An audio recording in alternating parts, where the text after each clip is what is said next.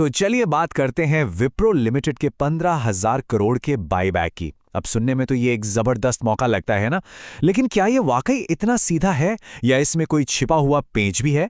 आइए आज इसी पहेली को सुलझाते हैं। तो सवाल एकदम सीधा है। एक शेयर जो मार्केट में लगभग 200 रुपए का मिल रहा है और कंपनी खुद उसे 250 रुपए में खरीदने को तैयार है। क्या ये पक्के मुनाफे का सौदा है? हमारी आज की ये पूरी पड़ताल इसी एक सवाल के आसपास घूमेगी। ठीक है, तो इससे पहले कि हम किसी नतीजे पर पहुंचें, सबसे पहले ये समझना जरूरी है कि ये बायबैक आखिर होता क्या है। चलिए बिल्कुल बेसिक से शुरू करते हैं। बहुत ही आसान भाषा में कहें तो जब कोई कंपनी अपने ही शेयर अपने निवेशकों से वापस खरीदती है तो उसी प्रोसेस को बायबैक कहते हैं। ये कंपनी के लिए एक तरीका है अपने एक्स्ट्रा कैश को इस्तेमाल करने का और शेयर होल्डर्स को एक तरह से इनाम देने का। चलिए अब उस हिस्से पर आते हैं जो सबका ध्यान खींच रहा है, और वो है पैसा, मतलब सीधा साधा दिखने वाला मुनाफा। यहां पर नंबर्स अपने आप में एक बहुत दिलचस्प कहानी बताते हैं। तो अभी विप्रो का शेयर बाजार में करीब करीब 203 रुपए के आसपास चल रहा है। इसे हम अपना बेस प्राइस मान के चलते हैं। और ये रहा ऑफर। विप्रो हर एक शेयर के लिए पूरे 250 रुपए देने को तैयार है। तो मार्केट प्राइस और ऑफर प्राइस में जो फर्क है वो साफ साफ दिख रहा है। और ये फर्क कितना बड़ा है? लगभग 20% का प्रीमियम। जी हां, विप्रो करीब 20% ज्यादा दाम दे रही है। ये कोई छोटी मोटी रकम नहीं है, और यही वो चीज है जो निवेशकों को इस बायबैक की तरफ खींच रही है। अब यहां पर हर किसी के दिमाग में एक ही सवाल आता है, क्या कोई बस 200-300 रुपए में शेयर खरीदकर सीधा कंपनी को 250 रुपए में बेचकर तुरंत मुनाफा कमा सकता है? जवाब है हां, लेकिन पूरी कहानी इतनी सीधी नहीं है। और यहीं पर कहानी में आता है सबसे बड़ा ट्विस्ट। एक ऐसा फैक्टर है जो इस गारंटीड मुनाफे वाले आइडिया को पूरी तरह से बदल देता है, और उसे कहते हैं एक्सेप्टेंस रेशियो। तो सबसे जरूरी बात जो समझने वाली है वो ये है, कंपनी निवेशकों द्वारा बेचे जाने के लिए पेश किए गए सारे के सारे शेयर्स नहीं खरीदती है। ये जानना बहुत बहुत जरूरी है। ये सब निर्भर करता है एक्सेप्टेंस रेशियो पर, मतलब आपने बेचने के लिए जितने भी शेयर्स पेश किए उनमें से कंपनी असल में कितने % शेयर आपसे खरीदेगी। एक्सपर्ट्स का मानना है कि इस बार एक्सेप्टेंस रेशियो 50 से 80% के बीच रह सकता है।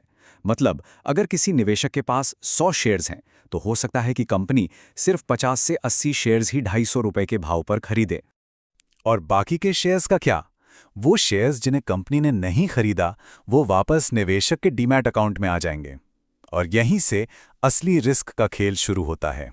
तो चलिए अब इन्हीं जोखिमों को थोड़ा और गहराई से समझते हैं। इन वापस आए शेयरों का क्या होगा और मुनाफे की पूरी कैलकुलेशन पर नए टैक्स नियमों का क्या असर पड़ेगा। तो जो शेयर्स वापस आएंगे उनके साथ दो बातें हो सकती हैं। अगर बायबैक के बाद शेयर की कीमत बढ़ जाती है तब तो बढ़िया है, उन शेयरों को भी बाजार में बेचकर मुनाफा कमाया जा सकता है। लेकिन अगर कीमत गिर गई तो जो शेयर्स वापस आए हैं उन पर नुकसान भी हो सकता है, और ये नुकसान आपके कुल मुनाफे को कम कर देगा। और रुकिए, बात यहीं खत्म नहीं होती। एक और बड़ा ट्विस्ट है, टैक्स। जी हां, नए नियमों के हिसाब से अब बायबैक पर भी टैक्स लगता है। अगर शेयर्स 1 साल से कम समय के लिए रखे गए हैं तो 20% शॉर्ट टर्म टैक्स, और अगर 1 साल से ज्यादा रखे हैं तो 12.5% लॉन्ग टर्म टैक्स देना होगा। तो ये भी आपके आखिरी मुनाफे को प्रभावित करेगा। अच्छा, इतना सब कुछ समझने के बाद अगर कोई इस बायबैक में हिस्सा लेना चाहता है तो प्रोसेस क्या है? चलिए अब इस पर आते हैं। प्रोसेस वैसे काफी आसान है। एक उदाहरण लेते हैं, मोतीलाल ओसवाल ऐप का। बस ऐप में लॉगिन करें, कॉर्पोरेट एक्शन सेक्शन में जाएं, वहां विप्रो बायबैक को चुनें, जितने शेयर्स बेचने हैं उनकी संख्या डालें और टी-पिन से वेरीफाई कर दें। बस हो गया काम।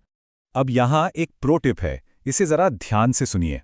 अगर किसी निवेशक के पास मौजूद शेयरों की कुल कीमत 2 लाख रुपए से कम है तो वो रिटेल कैटेगरी में आता है। और अगर हम पुराना रिकॉर्ड देखें तो इस कैटेगरी में एक्सेप्टेंस रेशियो अक्सर ज्यादा होता है, मतलब आपके शेयर स्वीकार होने के चांस बढ़ जाते हैं।